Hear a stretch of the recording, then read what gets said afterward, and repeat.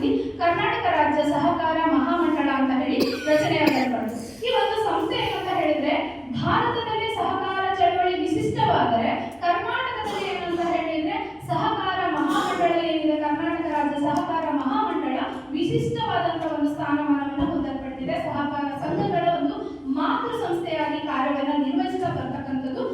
ಮತ್ತೆ 46,000 ಸಹಕಾರಿ ಸಂಘಗಳು ನಮ್ಮಲ್ಲಿ ಈಗ ಕರ್ನಾಟಕದಲ್ಲಿ ಇರ್ತಕ್ಕಂಥ 46,000 ಸಹಕಾರಿ ಸಂಘಗಳು, ಹಾಗೆ 55 ರೀತಿಯ ವಿವಿಧ ರೀತಿಯ ಸಹಕಾರಿ ಸಂಘಗಳನ್ನ ಹೊಂದಿ ಕಾರ್ಯವನ್ನು ನಿರ್ವಹಿಸ್ತಾ ಇದೆ. ಈ ಎಲ್ಲ ಸಂಸ್ಥೆಗಳಿಗೆ, ಎಲ್ಲ ಕಿರಿಯ ಸಿಬ್ಬಂದಿಗಳಿಗೆ ಹಾಗೂ ಯುವಕರಿಗೆ ಕ್ಲಸ್ಟರ್ ಮಾದರಿಯ ಮೂಲಕ ಹಾಗೂ ಅರಿವು ಮೂಡಿಸುವ ಸಹಕಾರ ಅರಿವು ಮೂಡಿಸುವ ಕಾರ್ಯಕ್ರಮದ ಮೂಲಕ ಏನ್ ಮಾಡ್ತಾ ಇದೆ ಅಂದ್ರೆ ಇದು ತನ್ನದೇ ಆದಂತಹ ಒಂದು ತರಬೇತಿಗಳನ್ನು ಕೊಡ್ತಾ ಮಾತೃ ಸಂಸ್ಥೆಯಾಗಿ ಕಾರ್ಯವನ್ನ ನಿರ್ವಹಿಸ್ತಾ ಬರ್ತಕ್ಕಂಥದ್ದು ಯಾವುದಂದ್ರೆ ಕರ್ನಾಟಕ ರಾಜ್ಯ ಸಹಕಾರ ಮಹಾಮಂಡಳ ಅಂತ ಹೇಳಲಿಕ್ಕೆ ಹೆಮ್ಮೆ ಆಗುತ್ತೆ. ಸೊ ಈ ಒಂದು ಸಹಕಾರ ಕರ್ನಾಟಕ ರಾಜ್ಯ ಸಹಕಾರ ಮಹಾಮಂಡಳ ಏನಿದೆ ಅಂತ ಹೇಳಿದ್ರೆ 30 ಜಿಲ್ಲಾ ಸಹಕಾರಿ ಯೂನಿಯನ್ಗಳ ಮೂಲಕ ಜಿಲ್ಲೆಗೆ ಸಂಬಂಧಪಟ್ಟಂತೆ ಜಿಲ್ಲಾ ಕಾರ್ಯಕ್ರಮಗಳನ್ನ ಕ್ಲಸ್ಟರ್ ಮಾದರಿಯ ಕಾರ್ಯಕ್ರಮಗಳಲ್ಲಿ ಯುವಕರಿಗೆ ತರಬೇತಿಗಳನ್ನಾಗಿರಬಹುದು, ಹಾಗೆ ಏನಂದ್ರೆ ಭಾವಿ ಸದಸ್ಯರಿಗೆ ತರಬೇತಿಗಳು, ಸಹಕಾರ ಸಂಘದಲ್ಲಿ ಕಾರ್ಯನಿರ್ವಹಿಸತಕ್ಕಂಥ ಆಡಳಿತ ಮಂಡಳಿ ಸಿಬ್ಬಂದಿಯವರಿಗೆ ತರಬೇತಿಗಳನ್ನು ಕೊಡ್ತಕ್ಕಂಥದ್ದು.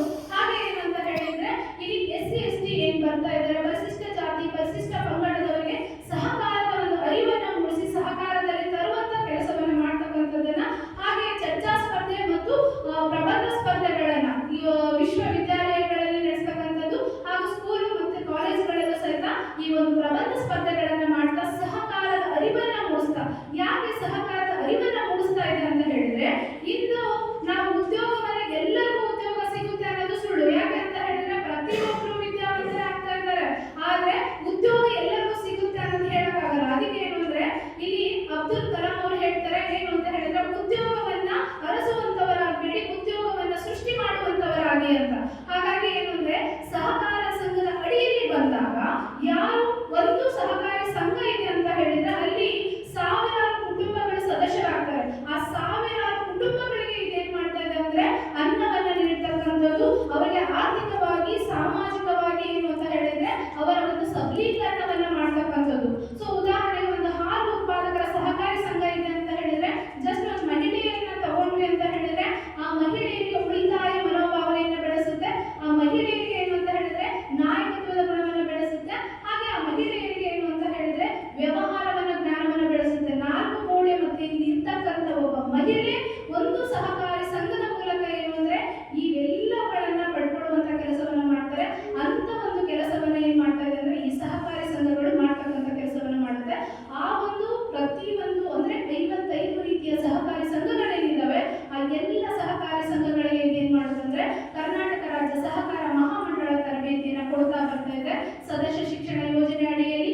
ಹಾಗೆ ಏನು ಅಂತ ಹೇಳಿದ್ರೆ ಸಂಶೋಧನೆ ಮೌಲ್ಯೀಕರಣ ಅಂತ ಹೇಳಿ ಒಂದು ವಿಭಾಗದಲ್ಲಿ, ಹಾಗೆ ಏನಂದ್ರೆ ಶಾಲಾ ಒಂದು ತರಬೇತಿ ವಿಭಾಗ ಅಂತ ಹೇಳಿ ಇದು ಮಾಡ್ತಿದ್ವಿ.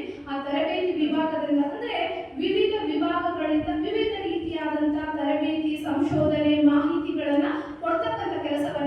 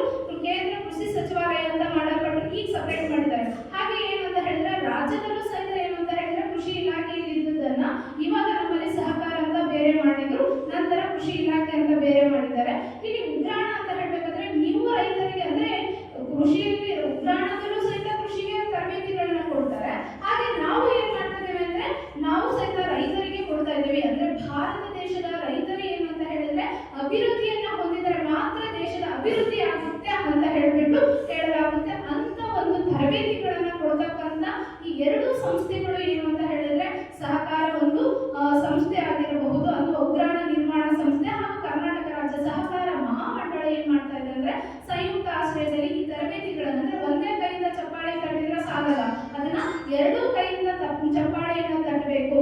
ಈ ತರಬೇತಿ ಕಾರ್ಯಕ್ರಮಗಳು ಹೇಗೆ ಅಂತ ಹೇಳಿದ್ರೆ ಇದರಿಂದ ನಾವು ಏನಂತ ಹೇಳಿದ್ರೆ ಹೆಚ್ಚು ಹೆಚ್ಚು ತರಬೇತಿಗಳನ್ನ ಪಡೆದುಕೊಂಡಾಗ, ಯಾವುದೇ ನೋಡಿ ಒಂದು ಕೊಡ್ಲಿ ಇರುತ್ತೆ, ಆ ಕೊಡ್ಲಿಯನ್ನ ಸರಿಯಾಗಿ ಮಸ್ತಾಗುತ್ತಾನೆ ನಮ್ಗೆ ಏನಾಗುತ್ತೆ ಅಂತ ಹೇಳಿದ್ರೆ ಮರವನ್ನ ಸರಿಯಾಗಿ ಕಡಿಲಿಕ್ಕೆ ಆಗುತ್ತೆ. ಅದನ್ನ ಕಡಿಬೇಕಾದ್ರೂ ಒಂದು ಮೆಥಡ್ ಅನ್ನು ಉಪಯೋಗಿಸಬೇಕಾಗುತ್ತೆ. ಹಾಗೇನೆ ನಮಗೆ ಸಿಬ್ಬಂದಿ ವರ್ಗದವರಿಗೆ ತರಬೇತಿಗಳನ್ನ ಯಾಕೆ ಆಯೋಜಿಸ್ತಾರೆ ಅಂತ ಹೇಳಿದ್ರೆ ನಮಗೂ ಸಹಿತ ಏನಂದ್ರೆ ಕಾಲ ಕಾಲಕ್ಕೆ ಬದಲಾವಣೆ ಆಗ್ತಕ್ಕಂಥದ್ದು, ಅಂದ್ರೆ ಬದಲಾವಣೆ ಅನ್ನೋದು ಪ್ರಕೃತಿಯ ನಿಯಮ.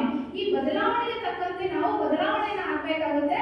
ಆ ಬದಲಾವಣೆಗೆ ತಕ್ಕಂತೆ ಬದಲಾವಣೆ ಆಗ್ಬೇಕಾದ್ರೆ ನಮಗೂ ಸಹಿತ ಏನು ಅಂದ್ರೆ ತರಬೇತಿಗಳು ಕಾಲ ಕಾಲಕ್ಕೆ ಬೇಕಾಗುತ್ತೆ. ಆ ತರಬೇತಿಗಳನ್ನ ಪಡ್ಕೊಂಡು ಸದುಪಯೋಗ ಪಡ್ಕೊಂಡು ನಮ್ಮ ಕೆಲಸದಲ್ಲಿ ವೃತ್ತಿಪರತೆಯಿಂದ ಕಾರ್ಯನಿರ್ವಹಿಸಲಿ ಅಂತ ಹೇಳ್ಬಿಟ್ಟು ಈ ಒಂದು ತರಬೇತಿಗಳನ್ನ ಕೊಡ್ತಾ ಇದ್ದಾರೆ. ಈ ತರಬೇತಿಯನ್ನ ಕೊಡ್ತಕ್ಕಂಥ ಒಂದು ಮಹತ್ ಕಾರ್ಯವನ್ನ ಮಾಡ್ತಾ ಇರೋದು ಕರ್ನಾಟಕ ರಾಜ್ಯ ಸಹಕಾರ ಮಹಾಮಂಡಳ ಅಂತ ಹೇಳಲಿಕ್ಕೆ ಹೆಮ್ಮೆ ಆಗುತ್ತೆ. ಸೊ 8 ತರಬೇತಿ ಕೇಂದ್ರದಿಂದ ಪ್ರತಿ ವರ್ಷ 2000 ಅಭ್ಯರ್ಥಿಗಳನ್ನ ನಾವು ಏನ್ ಮಾಡ್ತಾ ಇದ್ದೀವಿ ಅಂದ್ರೆ ಹೊರಗಡೆ ಕಳಿಸ್ತಕ್ಕಂಥದ್ದು. ಜೊತೆಗೆ ಸಹಕಾರ ವಾರಪತ್ರಿಕೆ ಅಂತ ಹೇಳಿ ಒಂದು ವಾರಪತ್ರಿಕೆಯನ್ನು ಸಹಿತ ಬಿಡುಗಡೆ ಮಾಡ್ತಾ ಇದ್ದೀವಿ.